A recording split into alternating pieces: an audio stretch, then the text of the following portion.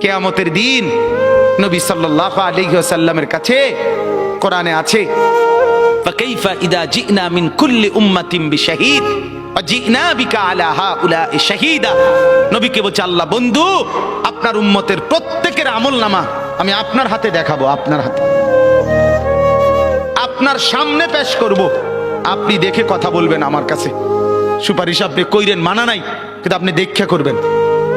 রাসূলুল্লাহ সাল্লাল্লাহু আলাইহি সাল্লাম যদি হাসরের ময়দানে এরকম আমলনামা খুলে উল্টায় আর পৃষ্ঠার পর পৃষ্ঠা দেখে ফজর নাই, জোহর নাই, আসর নাই, মাগরিব নাই, ঈশা নাই, শনিবার রবিবার, মদ জুয়া, অবৈধ উপার্জন, গান বাদ্য, নাটক, সিনেমা, জিনা, ব্যভিচার, বেহায়া, বেপর্দা সব উল্টায়।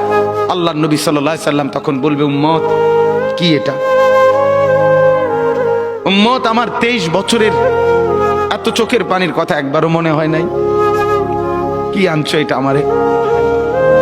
উম্মত তুমি জানো না আমি যে তায়েফের পাথরের আঘাতে পুরা পিঠ চালনির মতো ঝাঁঝরা বানায় ফেলছে আমার? শোনো নাই তুমি?